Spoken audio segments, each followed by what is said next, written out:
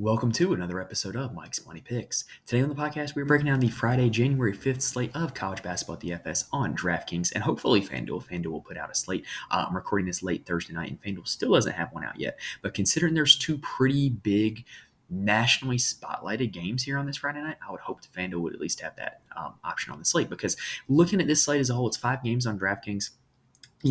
Basically, once conference play starts, Friday nights are usually reserved for the mid-majors. It's when the A10 plays a lot of their nationally televised games. It's when the MAC plays a lot of their nationally televised games. It's when the Mountain West plays a lot of their nationally televised games. So it's kind of surprising here on this Friday night to see that we've got two power conference games and two pretty good ones. We've got Butler taking on Yukon as well as Illinois taking on Purdue on this slate. So we are going to break down the full 5-game slate on DraftKings and tell you how you can build your lineups for some of these mid-major teams. This might be your first time seeing them this season, so hopefully we're going to have some good information that will help you fill out your lineups with the right guys from these teams that might be new to you.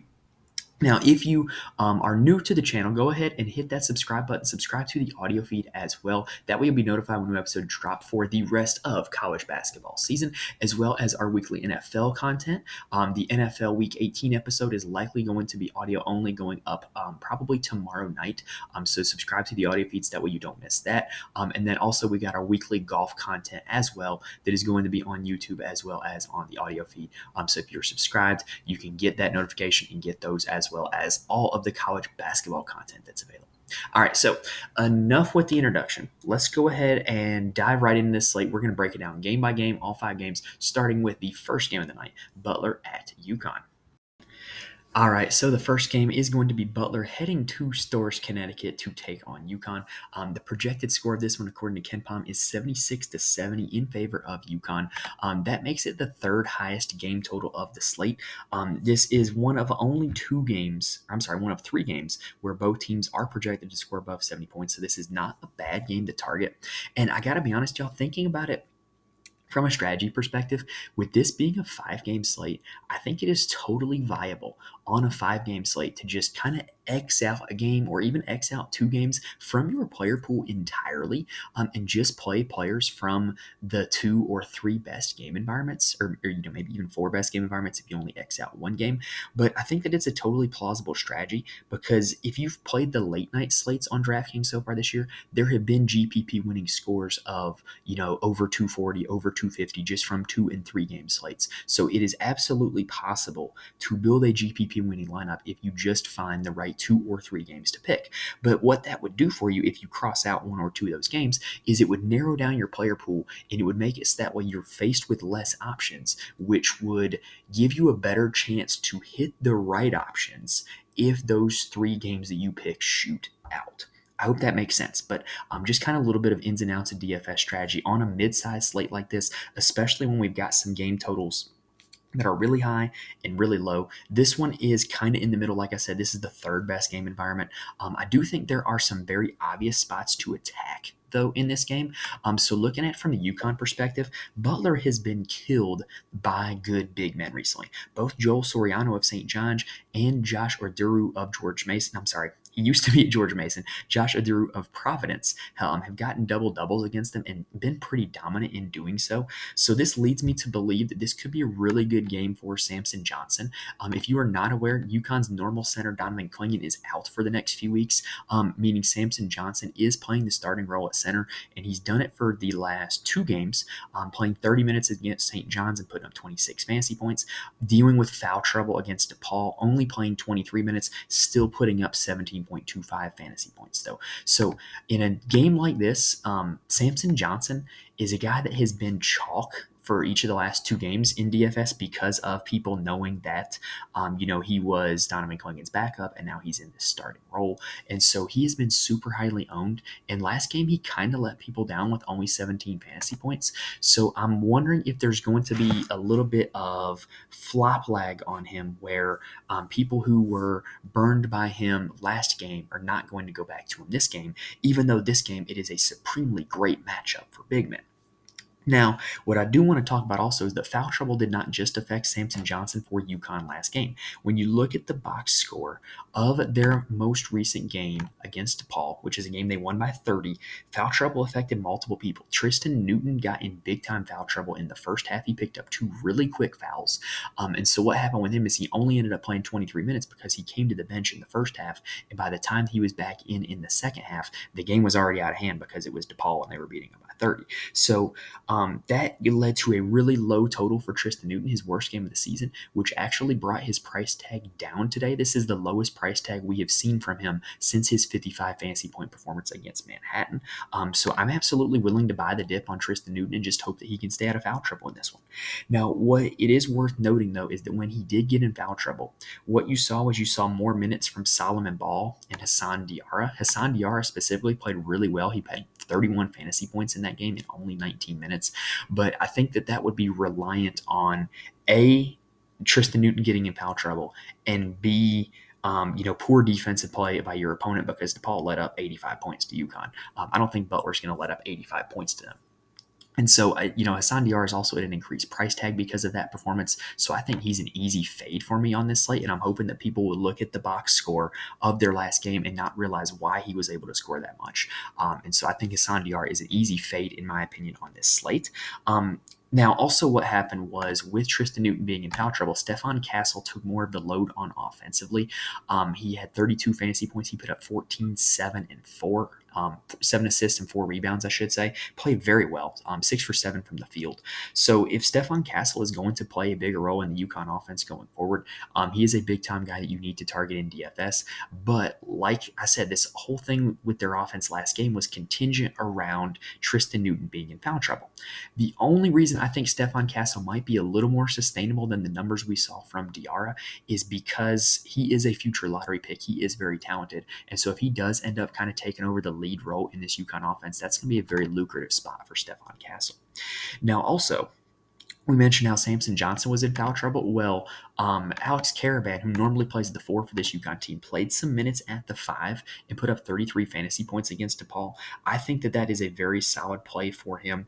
And if you are going to fade Samson Johnson and maybe he gets in foul trouble again and we see a big boost for Alex Caravan because now he's at the 5 with a good matchup and with an increased usage rate. So for Yukon, my primary target is going to be Samson Johnson. I am willing to buy the dip on Tristan Newton, but if I'm not going to play either of those two or if I'm intentionally fading those two, Alex Caravan and Stephon Castle would be my 2 guys I would turn to respectively. All right, now for Butler. They are only projected to score 70 points in this game, but the good news is they play essentially a 7-man rotation with Posh Alexander, DJ Davis. Where is he? I lost him. Oh, there we go. There he is. Pierre Brooks, Jaywin Thomas, and Jordan Telfort. Jamil Telfort is his first name. And so what happens with them? Those are the 5 starters. And then off the bench, Andre Screen as well as Landon Moore play a little bit of minutes. That makes them very easy to target because they're playing a very short rotation. If you're looking to stack Butler up or play multiple pieces from this game, Posh Alexander would be a guy that I would recommend heavily. He has a decent shot rate, but he leads this team averaging over 5 assists per game. And he tends to, add some boards and a lot of points in there as well. So if you're looking to stack this game, Posh Alexander is a guy that you got to include. But my favorite guy to play from Butler on this slate is going to be DJ Davis. So DJ Davis has taken 16 and 17 shots in Butler's last 2 conference games. With these teams being in conference, we're going to see them play a shorter rotation in terms of their benches. We're going to see them have a more condensed offense in terms of their best players. So if this is a sign of things to come, DJ Davis is going to be taking a lot of shots. And in those last 2 games, he scored 37 and 32 fantasy points. The only downside is UConn's a little bit better of a defense than the last 2 teams that he has seen, so I don't know if you can expect the 32 and 37 again, but definitely if he's going to be taking 16 shots again, he's going to fill it up in the stat sheet and get you some fantasy points.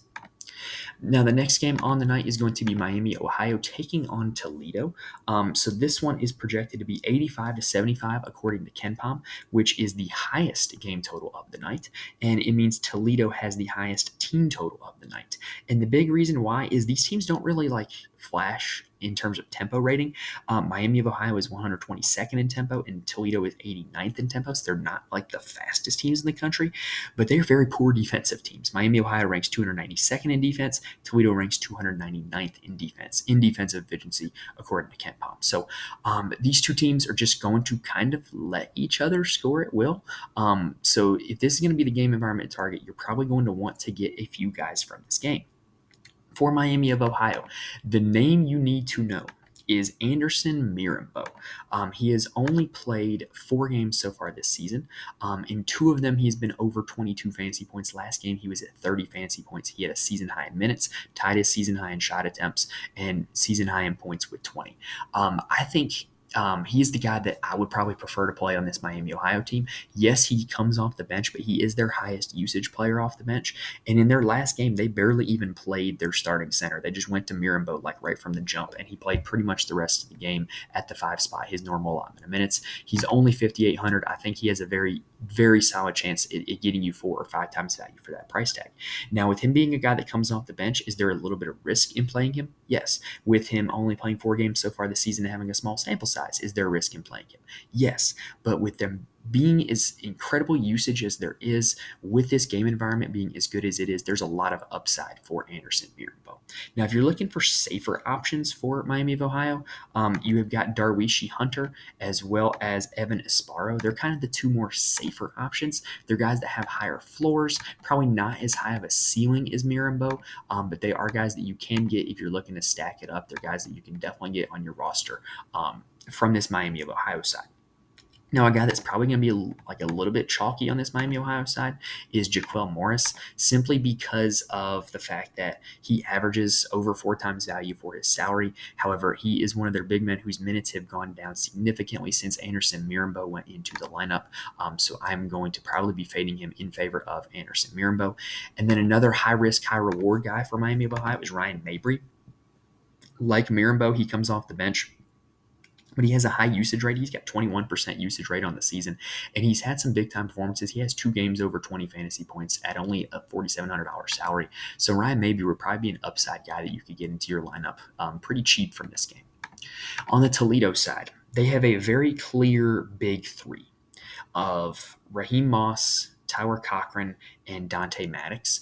All 3 of them are at very affordable price tags on DraftKings. All 3 of them put up really solid numbers. All 3 of them kind of fill up the stat sheet in a variety of ways. The one who is most dependent on scoring would be Dante Maddox. So he might be my least preferred for the 3. I think Moss and Cochran will give you more from the peripheral stats. But in a game environment where they're projected to score 85 points, you can very easily get 1 or 2 of that big 3 into your lineup. Now, those are the only 3 guys on the team with a usage rate above 18%. They're the primary guys I would be targeting from this team. But Simmons and Wilson both play a ton of minutes. They're the rest of the starting 5. I think Simmons is pretty intriguing because he is their primary big. And so, in a game environment that's projected to have 160 points scored, having him as the big would not be such a bad idea at a salary of only $5,200. All right, now the third game environment of the night, or third game of the night, is probably the marquee matchup of the night and one of the marquee matchups of the weekend. You've got Illinois taking on Purdue. It is projected to be 82-74 in favor of Purdue, according to KenPom. These 2 teams only played once last season, with Purdue winning that meeting 76-71. And then 2 years ago, Purdue and Illinois played twice. Purdue won 84-68 in the first one, and then 96-88 in double overtime in the other meeting. So you're looking at a situation here where these 2 teams have played quite a bit the last 3 seasons, and they have been pretty high-scoring games in the last 3 seasons. So definitely a game environment that you're going to want to target. This is the second highest total of the night, behind only the Miami of Ohio and Toledo game. Now, in last year's game, on the Purdue side, Zach Edey only had, and I say only had 17 points, 6 boards, and 2 assists in last year's game. Good for 29 fantasy points against Illinois. And look, I got to be honest, that's not bad, but that ain't going to cut it for Zach Edey. He's $10,500 on DraftKings. That's not even 3 times value for his salary. So if there's ever a slate to fade Zach Edey, might there be a little bit of merit in fading him against the Illinois defense that he did not do so well against last year? And it is going to be the same Illinois front court that he's going up against this year that he did last year. So I don't really know. I think that I can make a compelling argument for fading Zach Edey on this slate just for that reason alone. And, we were kind of right about it for the Maryland game. Julian Reese was a pretty tough matchup for him, but Edey was still able to get the 42 fantasy points, which is not a bad total. But if you're looking to win a GPP, you're going to want more out of Zach Edey than that.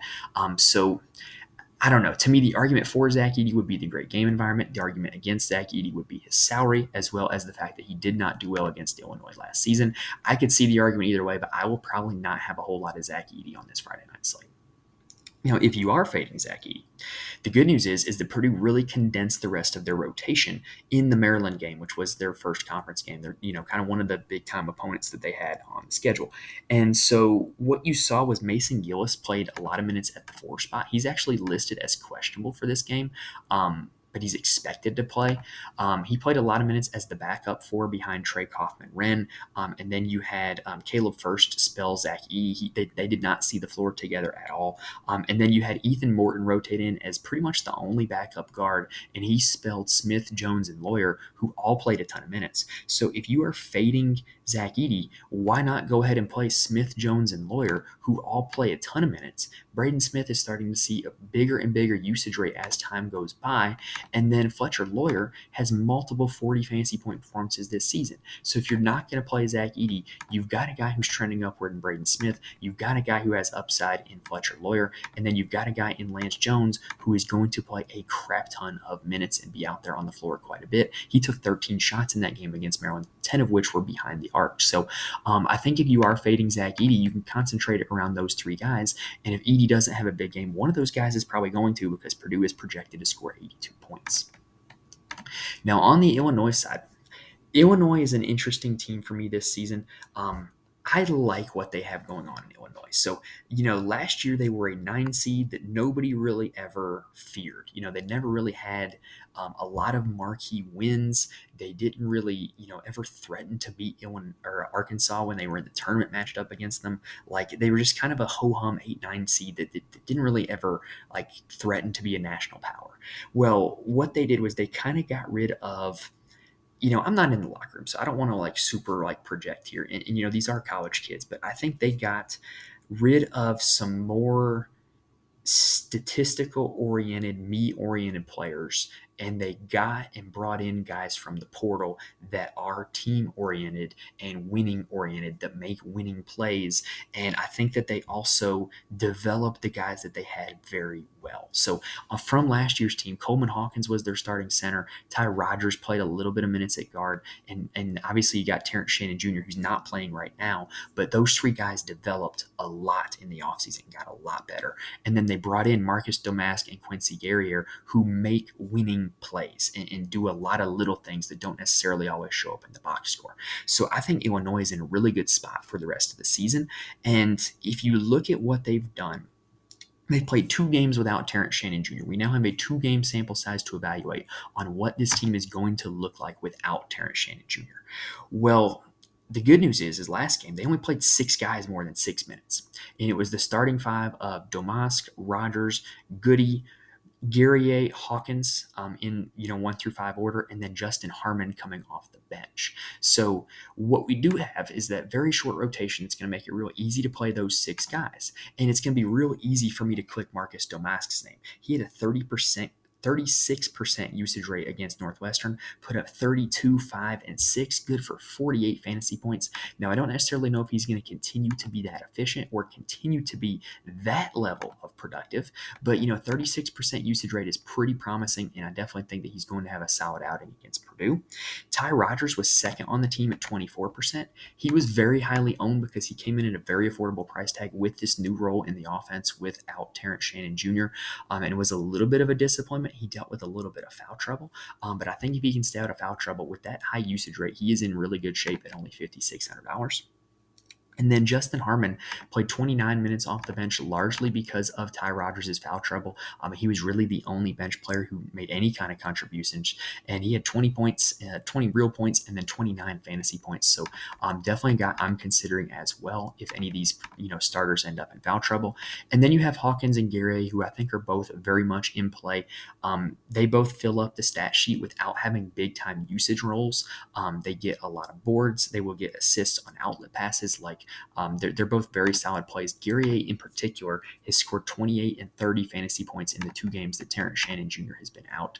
So I definitely think that he is a very solid option heading into this game against Purdue. With Coleman Hawkins, the only thing you would have to worry about is foul trouble going against Zach Edey in the post, but he's had 28 and 33 fantasy points in both the games since Terrence Shannon Jr. has been out. So the good news is for this Illinois side, in the games that Shannon Jr. has been out, they've been super concentrated, and it's super easy to pick which guys you're going to want for your lineup because there's only a certain number of options.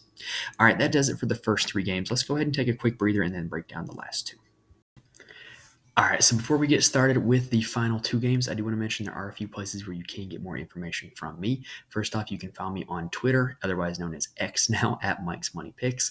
I do my best to tweet out the DFS rundown for every college basketball slate where I kind of highlight my favorite plays kind of categorically. And then also if there's ever any updates with the show in terms of whether it's going to be on Spotify when new episodes come out, whether it's going to be on YouTube, all that kind of stuff, I get it out on there, and I'm more than happy to answer any DFS questions or lineup questions on there as well. So just reach out to me at Mike's Money Picks. I'm also in the Fantasy Corner Discord. The link is in the description of the YouTube video as well as on the audio feed.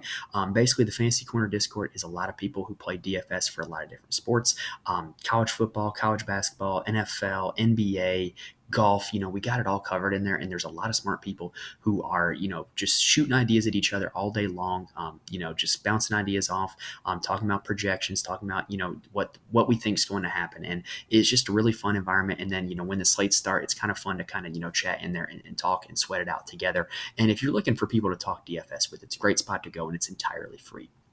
Lastly, I do write a full article for my Patreon every day for college basketball where I highlight my core plays as well as my attack strategy for the slate. You can find that on patreon.com/Mike's Money Picks. It is $3 a month for those articles. I think that's a very reasonable price. I am not promising that you are just going to instantly win GPPs by reading those articles, but I can promise that you can get a lot of good, sound, researched information and a good core to start with and some good building blocks as you kind of build your own lineup strategy and attack strategy, which not a whole lot of people give out information like that for college basketball at DFS. And lastly, if you were looking to try something new this college basketball season, I know some states had some laws changing on January 1st. If you were looking to try something new, head to signupexpert.com/Mike's Picks. Over there, you can get the best promo codes for any DFS player prop or sportsbook site, and it will sync to your location and show what's available for you. So if you're looking to sign up for somewhere new, signupexpert.com/Mike's Picks. Get yourself that best offer and promo code that you can get. All right, now let's go ahead and break down this second to last game, which is going to be Bowling Green taking on Akron. This one is projected to be Akron 74-64. This is the lowest game total of the night. If you're looking to cross a game off, I think this one is probably the second nominee I would make in terms of a cross-off. It is the lowest total of the night. Bowling Green does have the lowest team total of the night at 64.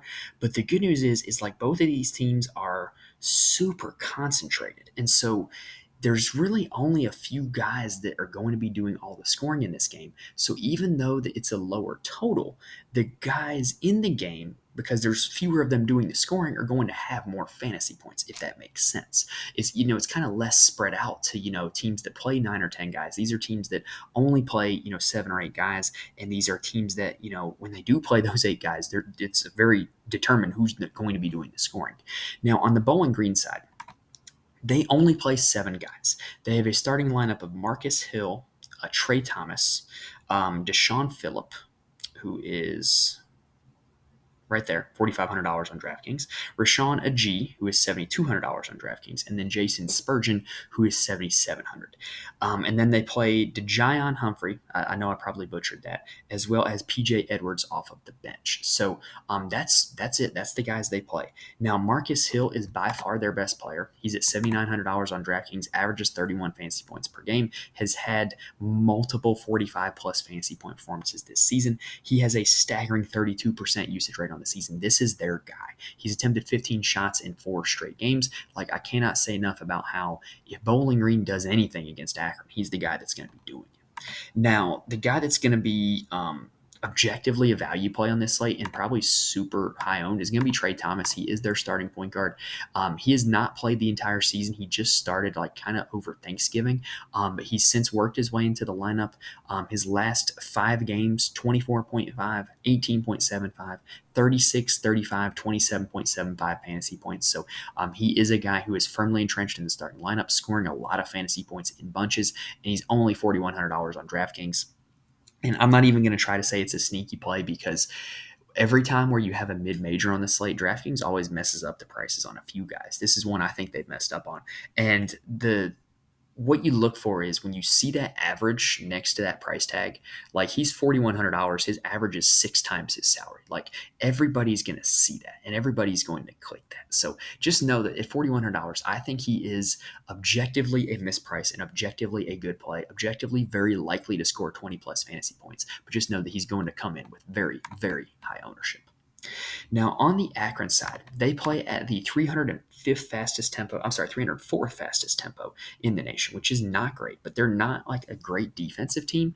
So that it kind of gives Bowling Green a little bit of hope at scoring some points. But Akron is quite possibly the most concentrated team on the slate. Enrique Freeman has a massive usage rate. He is the second highest priced player on this slate behind Zach Edey. And to me, he has every bit as upside as Zach Edey. You look at that game log, there's a lot of 40s and 50s and even a 60 in there.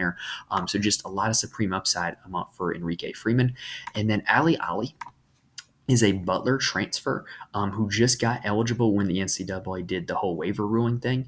And he has only played 5 games. In his last 3, 36, 33, and 25 fantasy points. He's attempted at least 11 shots in all 3 of those games. These are their 2 guys. And so if you're going to play anybody from the Akron side, let it be those 2. The other guys that are going to be on the floor are Nate Johnson, Greg Tribble, and then as well as Hunter. Where's Hunter? There he is. Sammy Hunter. So those are the other 3 guys that are going to be playing the minutes. Those are the other 3 guys I would be interested in. But like I said, they're super concentrated between Freeman and Ali. I probably would not play anybody outside of those 2. Now, last game of the night is going to be Boise State taking on San Jose State, a Mountain West battle that's tipping off at 10:30. Get used to seeing plenty of these. This is another game that I think you can just X off of the slate entirely. It is projected to be Boise State 73-68, which is just barely a higher game total than Bowling Green at Akron. So not the best game environment. It should be a close game. That is the good news, but just not a great game environment all around. And the bad news is with these 2 teams is they are super balanced. You never really know who is going to go off for these 2 teams, which makes it a little bit harder to predict and definitely a lot harder to fill in your lineups with some of these guys. So for Boise, let's start with Boise. They are super balanced. Tyson Dagenhart, Omar Stanley, Chibuzo Agbo, and then Max Rice. All 4 of those guys have above a 20% usage rate. So, when you look at their game logs, they kind of alternate like kind of who goes off. Dagenhart has probably been the most consistent as the season has gone on. Stanley has been slightly more volatile than Dagenhart, but he's been pretty doggone good recently, over 32 fantasy points in his last 3.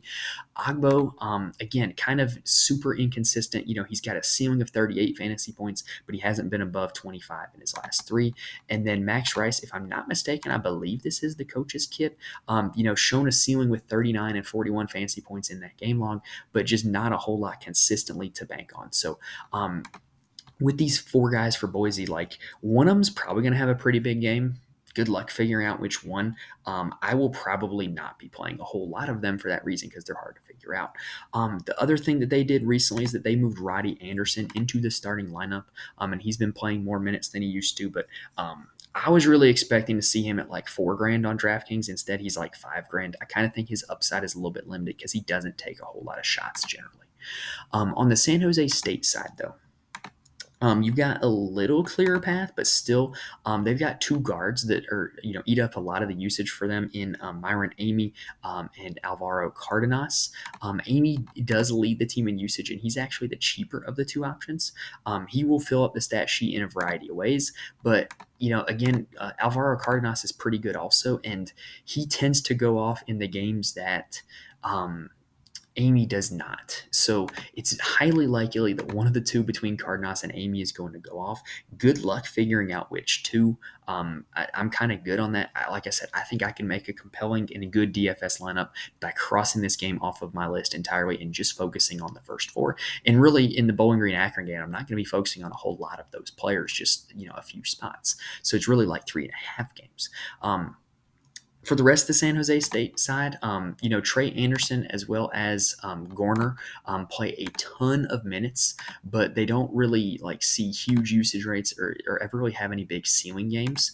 Adrame Jionge, I don't know how you pronounce it, Adrame Jionge. He is their 7-footer. He does not play a whole lot of minutes. He hasn't played more than 20 minutes in a game since mid-November. If he were to ever play a big minute load, I think he has a lot of upside, but he's just never on the floor enough to have a ceiling game. And again, kind of like what I mentioned with Anderson from Boise, he's about $1,000 more expensive than I was hoping he was going to be on this slate for me to be willing to play him. So, in conclusion, looking at this 5-game slate as a whole, I think you can very well start your lineup off up top by fading Zach Edey and picking one of those first 4 or first 5 guys there between Freeman, Smith, Newton, and Domas to start your lineup with. I think they all make really compelling options in their own way. And like I said, I'm probably going to have a lot of builds tomorrow where I have just crossed out the Boise San Jose State game entirely, where I've crossed out the Bowling Green and Akron game entirely, and we'll be focusing on those first 3 games and trying to build a lineup where I try to pick the right pieces from those first 3 games. I think that is going to be most of the strategy that I look for tomorrow. But again, like I said with that Bowling Green Akron game, both of those teams are so concentrated. It would not shock me to see one or even two guys from that game end up in the optimal lineup, even if that does end up being one of the lower scoring games of the night. All right, so I had the hiccups here at the end here, y'all. That does it for the end of this episode, and that does it for what we got here today, y'all. So I do plan on being back for the Saturday college basketball slate. It's going to depend on when DraftKings gets their salaries out because I really only get to record these episodes at night. So I'm hoping that 24 hours from now they will have the Saturday salaries out, so that way I can get that episode out.